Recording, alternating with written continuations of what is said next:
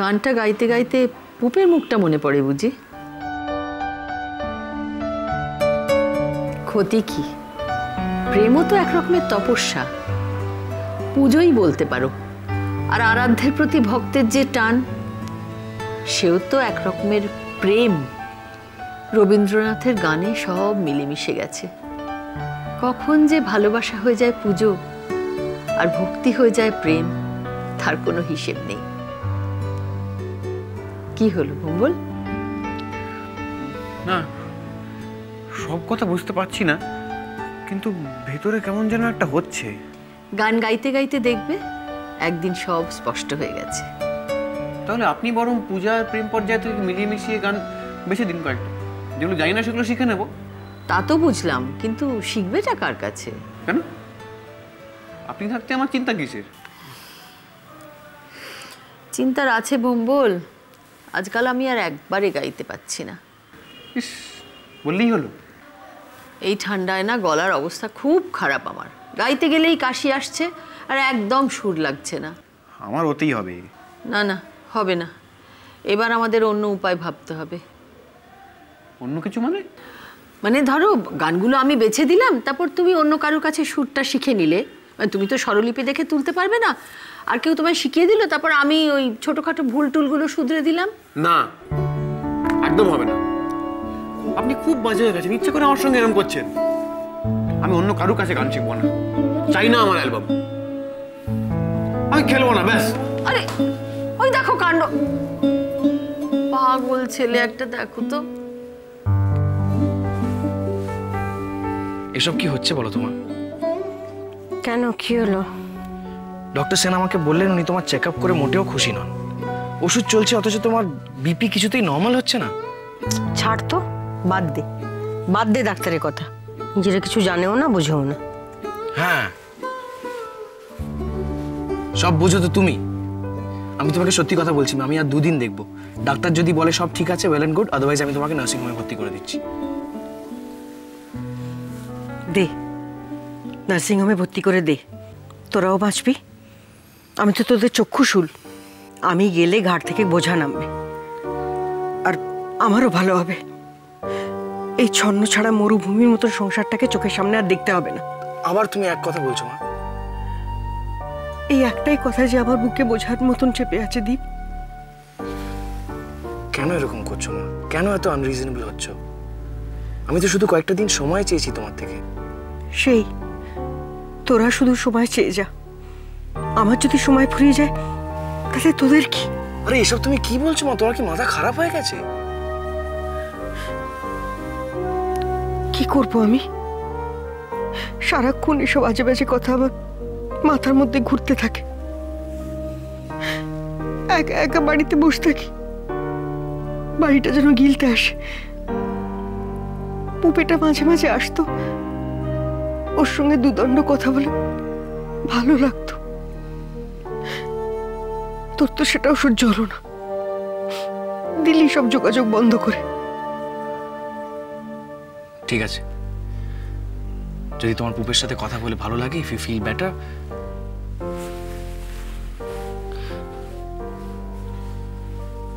এই নাও, দরকার হলে ওকে বাড়িতে ডেকে নাও। আর তুই?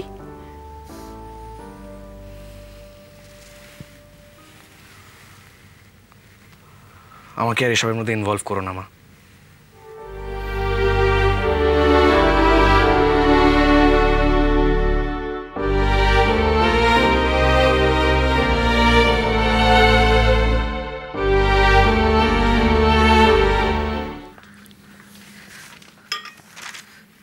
ছোটকা, একটু দাঁড়াবে?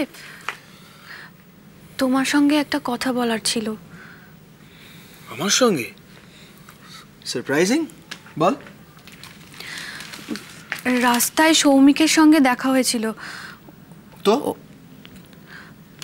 ও বলছিল তোমাদের নন্দিনী নেই বলে নাকি পরপর 2টো কল শো ক্যান্সেল করতে হয়েছে।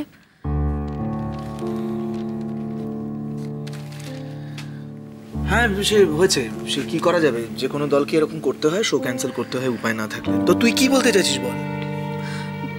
খবরটা শুনে আমার খুব খারাপ লেগেছে। দুঃখ প্রকাশ করার জন্য ডাকলি?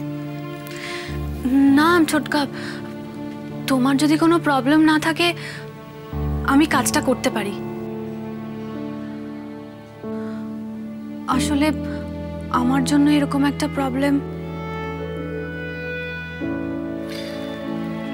তুই করবি ফাল্গুনী দলে অভিনয়? বাবা, ওরকম করে বলো না ছোটকা, প্লিজ। তুমি তো জানো আমি অভিনয় করতে ভালোবাসি, আর কাজটা আমি আগেও ভালোবেসে করতাম, এখনো। না সে তো ঠিক আছে, কিন্তু মুশকিলটা কি জানিস, তোর মতো স্টারকে তো আর ফাল্গুনী এফোর্ড করতে পারবে না। আমি কাজটা মন দিয়ে করব, দলের যা নিয়ম কানুন আমি সব মেনে চলবো। তুমি কলসটা ক্যান্সেল করে দিও না ছোটকা, প্লিজ। আচ্ছা, তো তর্কের খাতিরে ধরে নিলাম যে আমি কলস দুটো ক্যান্সেল করলাম না, নিয়ে নিলাম, তাতে করে কি হবে? তুই পারবি করতে? কতদিন রিহার্সাল হয় না? তোর কি মনে হয় থিয়েটারটা ছেলে খেলার জায়গা? আমি পারবো, সত্যি বলছি, আমার সব মনে আছে। তুমি আমাকে একটা সুযোগ দিয়ে দেখো।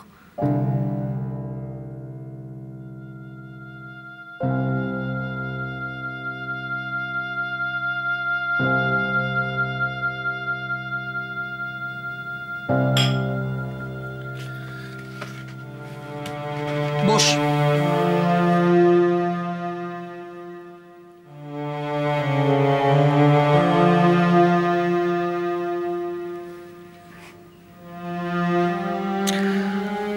আমার সকাল কি তোর সকালের মতো যে গান শুনতে পাবো?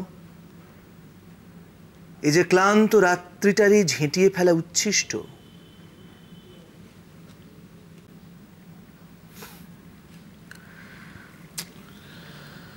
আজ মনের খুশিতে ভাবলুম এখানকার প্রাকারের উপর চড়ে ওদের গানে যোগ দেব। কোথাও পথ পেলুম না, তাই তোমার কাছে এসেছি। আমি তো প্রাকার নই। তুমিই আমার প্রাকার।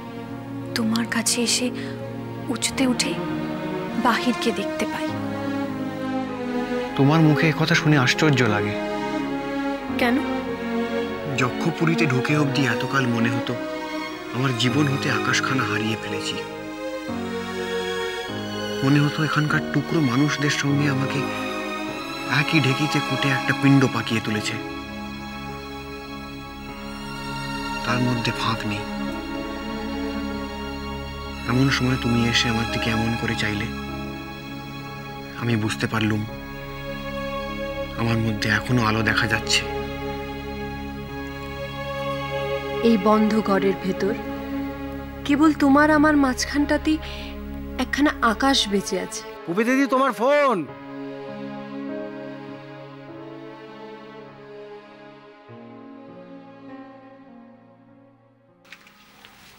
দাদা, আপনার কফি হয়ে গেছে, দি? না থাক, এখন আর কফি খাবো না।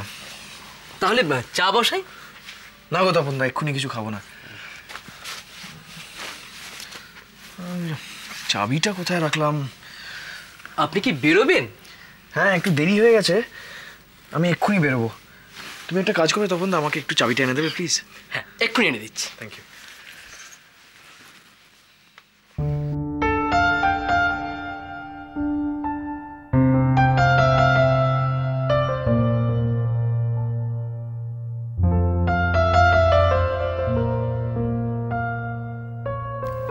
দাদা,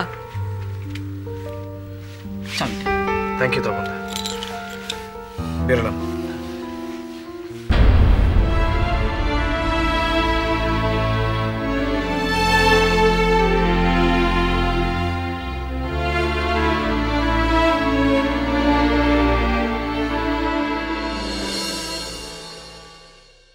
তোকে এই সাজে দেখে আমার শরীর একদম ঠিক হয়ে গেছে।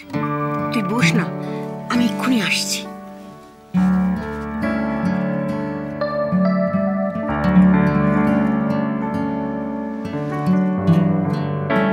মা, গানে